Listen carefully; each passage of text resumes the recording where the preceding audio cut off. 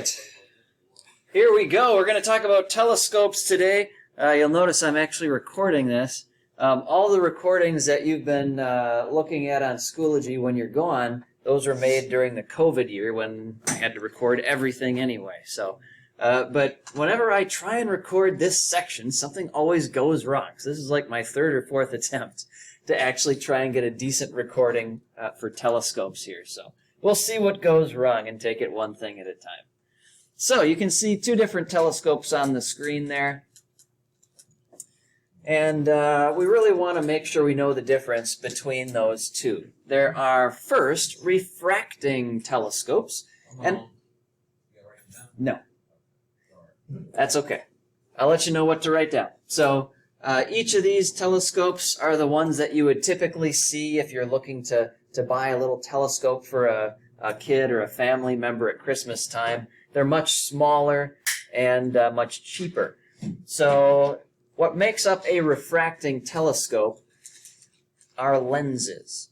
So when we're dealing with lenses, typically we're dealing with converging lenses and diverging lenses. Converging lenses bring light rays in and bring them together to a point. Diverging lenses take light rays and they spread them out. So this is what we're dealing with when we're looking at a refracting telescope. On your handout, you'll see exactly what one of those looks like, and you'll see exactly what's inside. So from this handout, you're going to want to circle this information up here that it employs two converging lenses.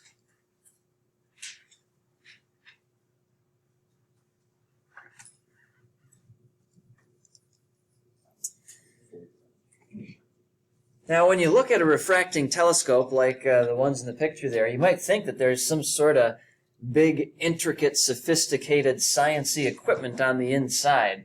But as you can see in this picture here, all that's inside is just air. So you've got two lenses. You've got the big one on the front of it, and you've got the little one near the back there, and that's all there is to it. You have light coming in.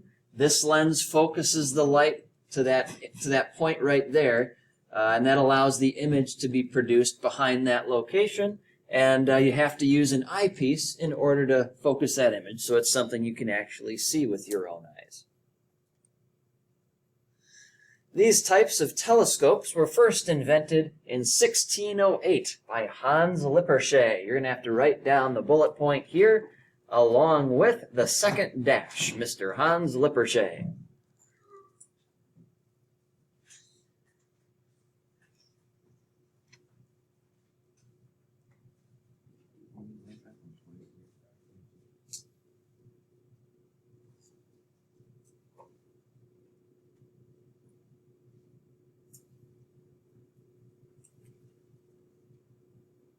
And the telescopes that this guy invented back then are nothing close to what we find in the stores today. What you'll typically find if you're going to buy one of these telescopes for somebody for Christmas is you'll find something that's better quality and more sophisticated than what he came up with. Really what the refracting telescope was invented for was for people on, like, ships when you're using that spyglass to try and look for land on the horizon. And that was their main purpose for a long time, not looking up to the heavens. But of course, when we think of this telescope, we generally don't think of this individual.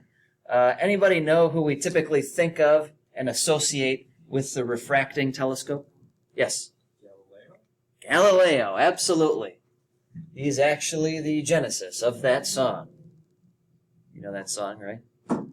This is a picture that Mr. Cole Morgan sent me a while ago.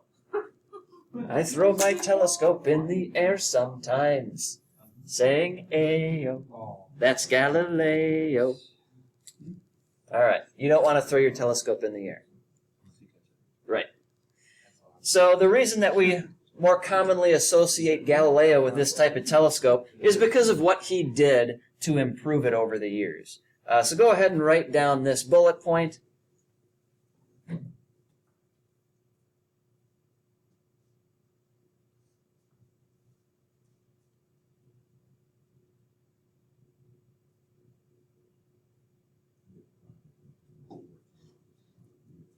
Oh yeah?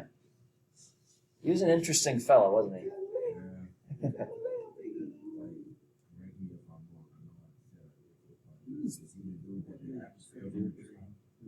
No, that's no. He was that's the. He was the. That's okay. No, look, I told you that. I told you. It was a solo question. Although allegedly he's the one that dropped the objects from the Leaning Tower of Pisa. That's what I'm. So, That's what I was. okay.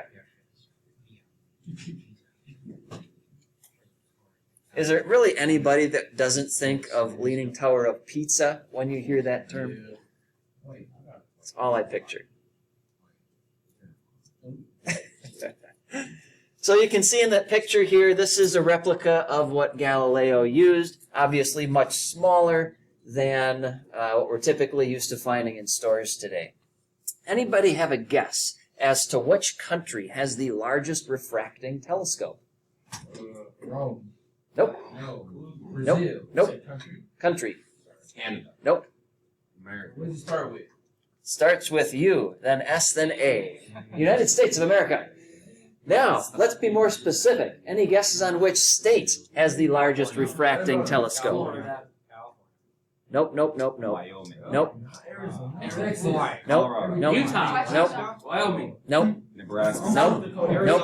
Florida. Washington. Nope. Wisconsin. Alabama. Wisconsin. Very good. Really, this no place in Yep. state has. Located right there, just a short jaunt from where we are.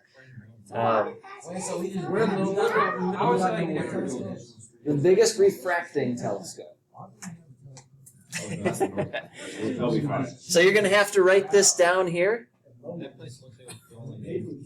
This is the largest refracting telescope location. You might want to write down largest refracting telescope as a title for this name.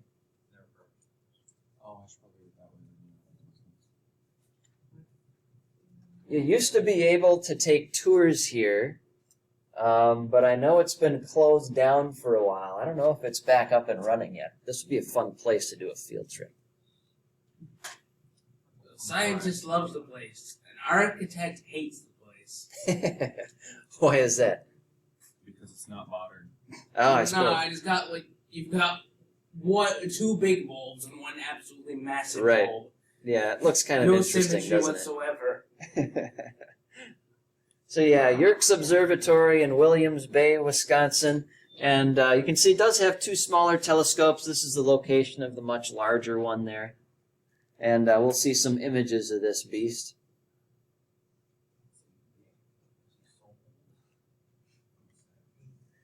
And here it is right there. You can see an individual standing underneath it. So it's pretty long. A couple images that we get from Yerkes. These were taken from when you could only photograph things in black and white. But these pictures were created and seen in 1901. So to get images like this in 1901, that just blew everybody's mind. You could also get images like this of Saturn. And this is much better than the images you could get, obviously, from the little telescopes of Galileo's day. When he first saw Saturn through his little telescope, he thought it looked like ears on its sides, because he couldn't make out the resolution and figure out that these were rings. So he actually thought they were moons that were like glued and had smashed into Jupiter on each side. So just a few measurements here. The length is 60 feet. Lens diameter 3 feet 4 inches, and it was completed in 1897. And this was a group of people that were there upon its completion. You can probably recognize at least one face. That is Albert Einstein right there. God, Yep. I can see his right hair. And really, this But he's got the same hairstyle. this includes anybody who really was somebody in the scientific field at that time. Niels Bohr is in there too, along with a lot of other famous individuals. All the way on the right? I do not know. Have to check. He does look familiar though, doesn't he? He's sticking out. He's got one of those Same with the faces. dude all the way on the left. Yeah, he was probably important too. You all in the Who's- rights, like wearing I feel like I completely recognize- different from everybody else. You can see Colonel Mustard right here. Oh my god. Now the reason that we don't continue making these gigantic refracting telescopes has to do with a lot of the issues that commonly arise. So images become very fringed with color, the prism effect where you see like the different colors of the spectrum, especially along the edges of your lens there. Imperfections in the lens creates distortion in the image as well. So you can only make, if you have an aperture or an opening in your telescope that's over 3 feet long, you have to have a lens that is 3 feet wide. And that is, number one, extremely heavy, not very cost effective, but is very, very difficult, even with present day technology, to make lenses so perfect that it gets you really good images when they're coming with lenses of that size. And of course, yeah, they're very expensive to make. And the other thing too is glass flows. So even if you do have like a perfectly made glass lens, it's going to flow over time, and you're going to see these distortional effects as time goes on. So, most of the telescopes that we use for observing today are reflecting telescopes. Go ahead and write down reflecting telescopes.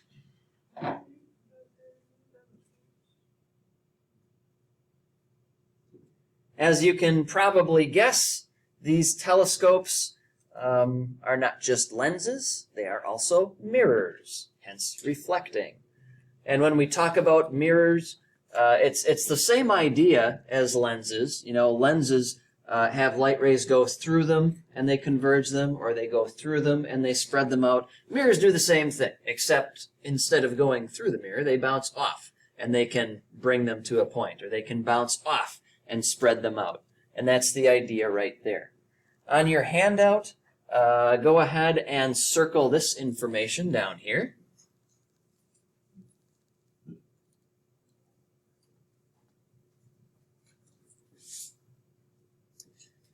As you can probably guess, the main difference between refracting telescopes and reflecting telescopes is that one is a lot of mirrors, the other one is a lot of lenses. Yes? Yes.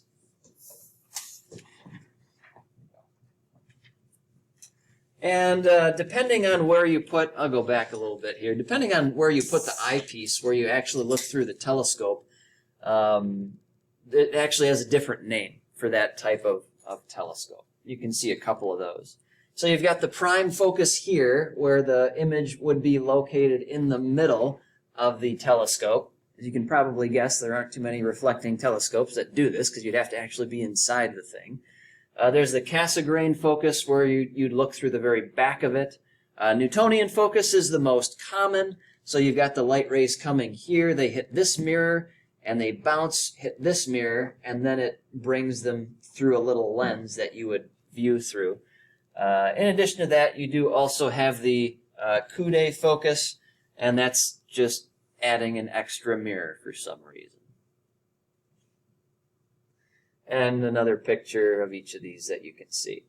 So any guesses on who invented the reflecting telescope? I heard it once. Isaac Newton, yes, the Apple guy. Drop the apple, not the company Apple. So from this, go ahead and write down the bullet point and the second dash.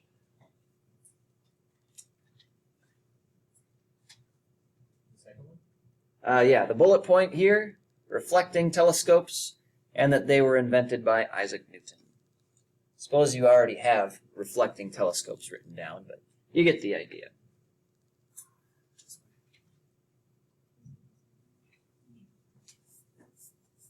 Yes? I don't know if you're gonna get into it like on the side or like on the presentation, but like what kind of lenses do like those really big telescopes like have? Are they like? Yeah, they're the same as these, except much larger. Yep, we will see some of those. So Sir Isaac Newton, who in my opinion, and I don't think it's even close, was the greatest scientist who ever lived, not only did he invent basically all the physics that we teach here, But he also invented calculus because, as the story goes, a famous mathematician and him were talking at the 1600s version of a bar, and the mathematician was like, there's no way to solve this problem. And Newton was like, I'm going to figure this out. And in order to solve the problem, he had to invent calculus. So he invented calculus in order to solve a problem that was posed to him. And that's where calculus comes from. Yes? What dash points do we need to write? Just the second one, that Newton invented the reflecting telescopes. And in addition to that, a lot of astronomical contributions, including inventing the reflecting telescope, among many other things. He did all sorts of work in optics and things like that, too. So where do you suppose the largest oh, and by the way, he was a Bible-believing Christian, very strong Bible-believing Christian. He actually wrote and read more about theology than he did science. So where do you suppose the largest reflecting telescope is located? In space? Nope. Nope. What country? England. Germany. Nope, nope, Russia. Nope. United States. nope, Canada. nope, Poland. nope, Brazil. Nope. Canada. nope, Yeah. nope. Scotland. China. Wait, Scotland. That's the UK. Spain. Very good. She looked it up. Go ahead and write down largest reflecting telescope, and then write down that it's in Spain.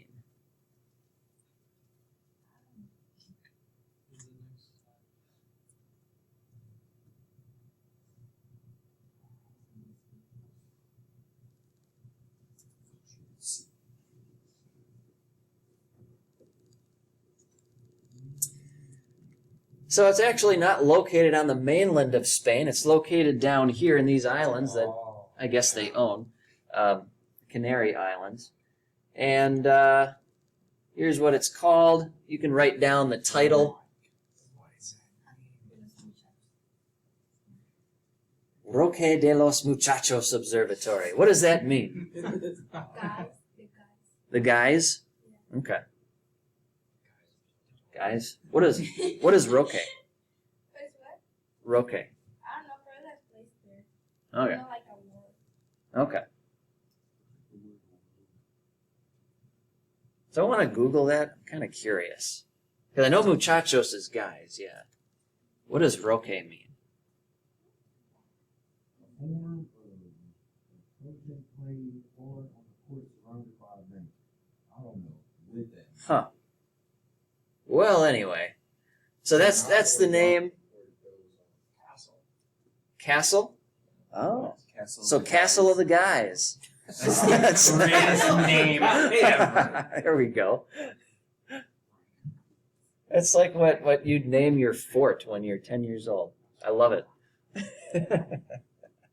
So, apparently no girls allowed. Yeah, La Palma Island, Canary Islands, and the name of the telescope is Gran Telescopio Canarias. And just a little bit about what it looks like on the inside there. Lots of metal and bars and everything. Did you need me to go back on that? But yeah, the telescopes that are inside these observatories are reflecting telescopes, just like the telescope I have in the back of the room there. It's just you've got a mirror and a focus, and you've got an eyepiece to look through. And this was an image right here from that big telescope. So this telescope is not just owned by Spain. It is also owned by Mexico and the University of Florida.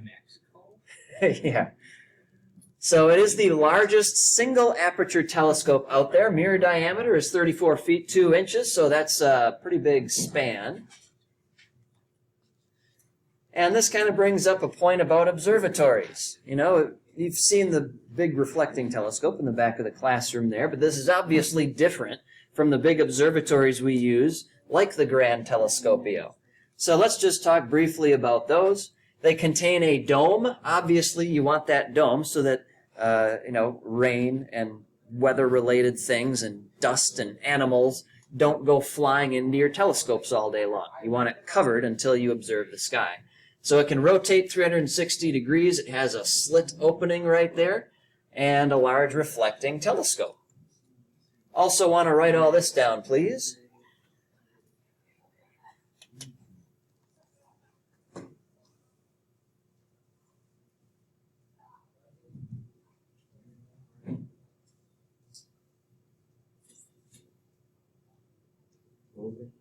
Yep.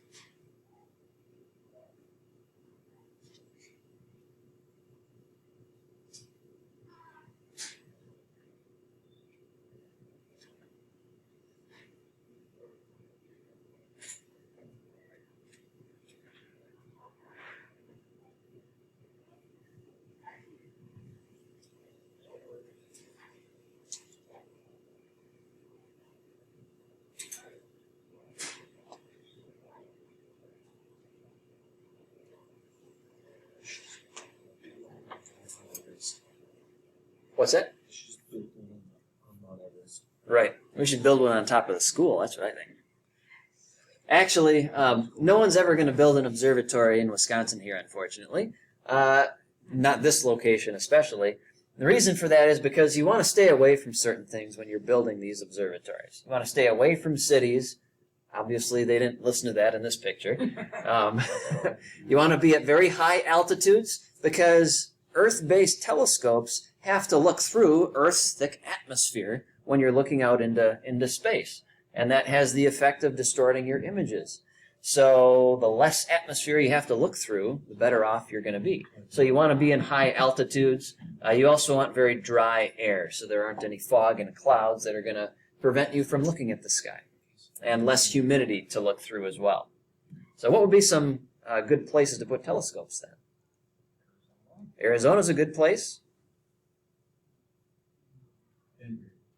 Denver and Colorado, yeah. Those are all good examples. High elevation, very dry air. A lot of places out west are good for this. What was that? Nepal? I do not know the climate of Nepal, but you're probably right.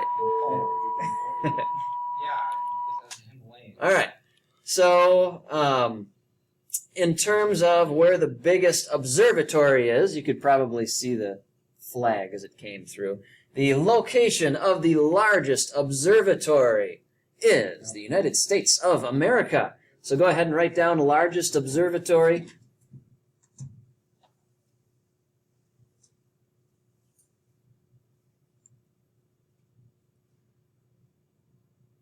And I believe it was Dawson who said Arizona right away. Was that you, Dawson? Yeah. Okay. And that's right on the money. It's actually the location of our largest observatory. Go ahead and write this all down, please.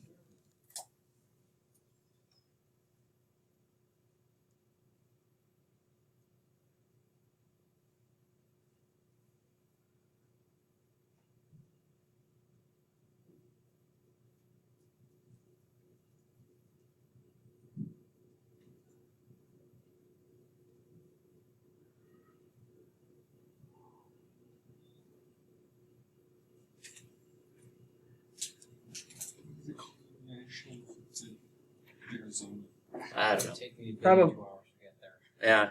It might be, maybe it's partially owned by other countries, just like the Grand Telescopio. But looks kind of like a transformer if you look at it right. But anyway, so yeah, this is located in Arizona there. And the reason this is the largest observatory is, you know, yes, the one in Spain has a bigger opening, a bigger mirror, but this has 2 mirrors. So if you would combine that to get one effective, you know, diameter, that would actually be larger than the Grand Telescopio. So this one's called the Large Binocular Telescope. You can tell they put a lot of thought into the name there. The effective diameter is 39 feet, and that does make it larger than the Grand Telescopio there. Some of the images that we get from this observatory are things like this. All sorts of cool pictures of galaxies and far-off things in space. But there's one telescope that's probably more famous than that. What's it called? Hubble The Hubble telescope. Absolutely. We got to talk about the Hubble telescope. Write down Hubble telescope. Someone is Hubble.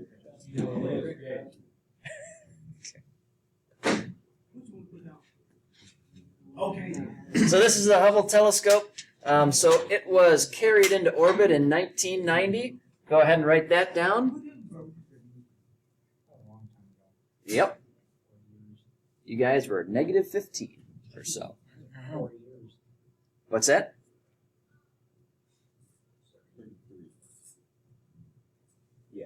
Yeah, 33 years ago. It's a long time.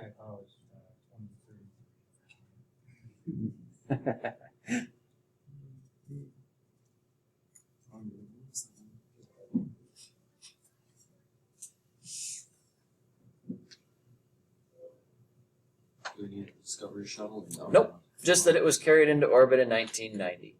And this is the actual mission that did that. So, you can see it here being released into space. Now, the reason the Hubble was such a big deal is not because it was really big. It's actually not all that big. You'll see the measurements in a little while. But the reason that it's so famous is because when you have a telescope that's out in space, it doesn't have to look through the Earth's atmosphere. And so that means you get some very sharp, majestic images back when you look out into space. This is one of the images that came back when it was first put out into space. And as you can guess, people were pretty disappointed. Turns out there was some calculations that were done incorrectly on it, so it wasn't focusing the way it was supposed to. So I think it was 3 years later in 1993 when they actually went up there and fixed the thing. And at that time, this image became this image. And obviously much, much better. And that's what people were expecting. So a little bit about the Hubble.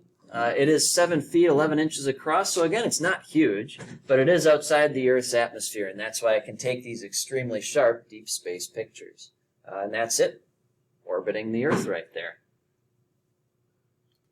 And when we do look out into deep space with that telescope, we see the exact things we would expect to see if our universe was created in the recent past by a God who loves us and cares for us and just creates beauty out in space for us to appreciate.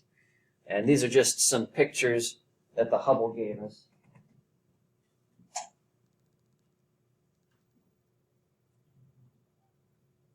If our universe was created by chaos just by chance, you should not see anything that you would be able to identify as beautiful. But when we look out into space, this is the stuff we see all over the place. Beauty.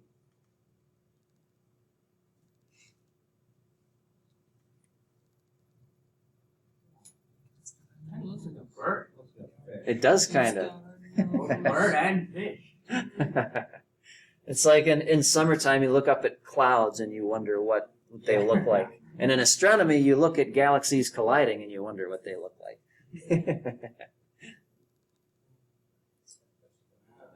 Space. Yeah.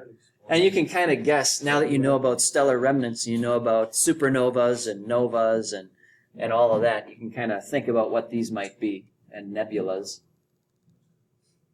It's kind of a creepy image there. This looks like a man's face. It does. A face? I see like a silhouette, like a bust. Well, Yeah, that kind of seems some dude just peeking over a cloud to look at us. Hi. I don't know. Is there a jacket over by you, Dawson? There's a jacket. Okay. Yes. There you go. Mm-hmm. A nice image there.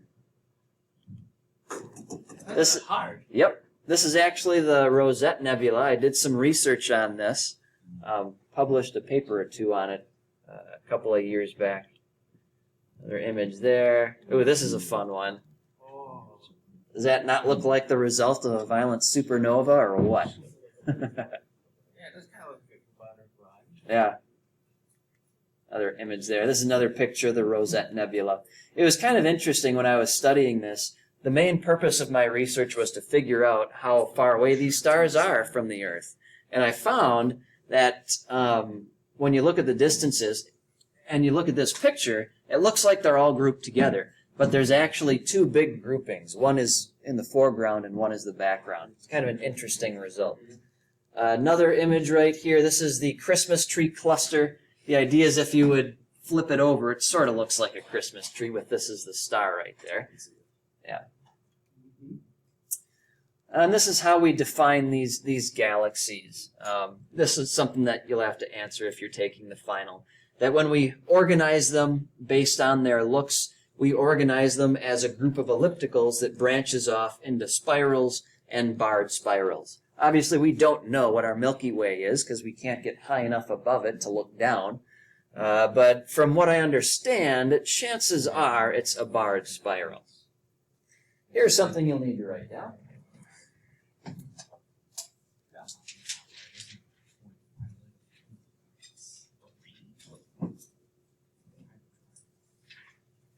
What is Sombrero classified as? The Sombrero Galaxy? I don't know. I'd have to look it up.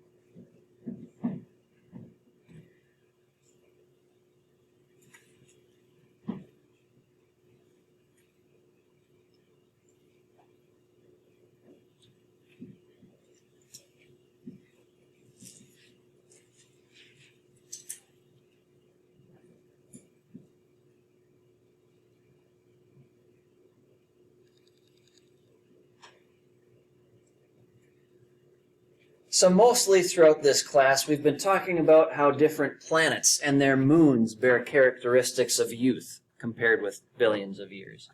But it's not just planets and moons. It's also galaxies in and of themselves. This right here is the... what galaxy is that? It's not the Whirlpool Galaxy. I'm going to think of it. Pinwheel Galaxy, that's where it is. And this is actually located in the Big Dipper. So this galaxy, along with any other galaxy we observe, we see these stars all moving around at certain rates of speed. This one, can you tell by this picture if it's rotating counterclockwise or clockwise? Counterclockwise, very good. So in order to understand this reasoning, you got to understand a little bit about gravity. So the thing is, when things are orbiting, you need gravity in order to keep them in orbit. So, we're orbiting the sun, and we have to orbit at a very particular speed in order to remain in orbit around the sun. If we were going any faster, we'd fly off in space. If we were going any slower, we would eventually fall into the sun. So the same thing is true with these stars that are orbiting the middle of these galaxies. But the problem is, when we look at these stars on the outside, they're moving too fast.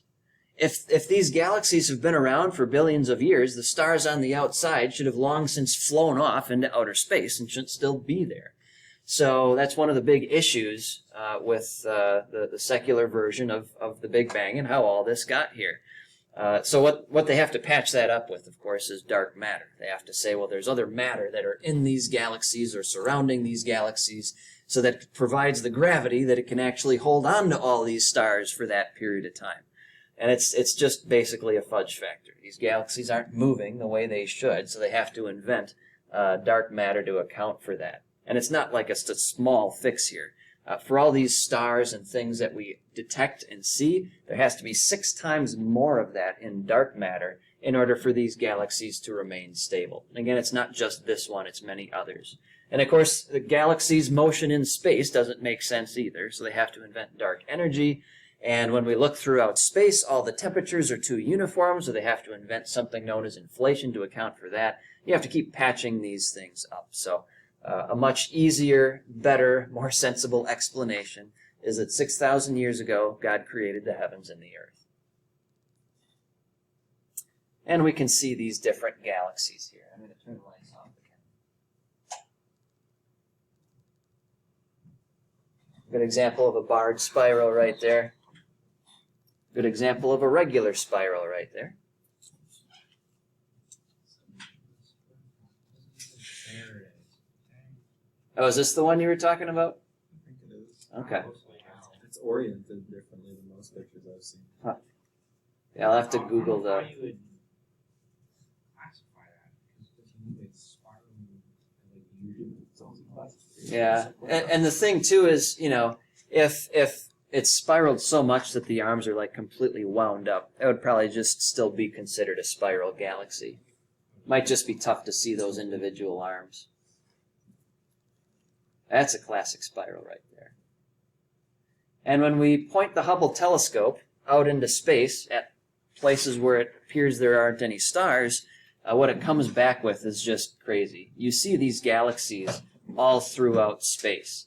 So it's not just the stars in the sky that we see that are there. There are actual galaxies that fill up the entire night sky. We can't see them because they're too far away. You need something powerful like an observatory or the Hubble telescope to pick them out. So like these are probably the stars in our galaxy here. But you can see where there aren't any stars, you can pick up actual galaxies in the distance, in the background. And these are galaxies with sometimes trillions of stars of their own. So it's crazy what's out there. The heavens truly do declare the glory of God.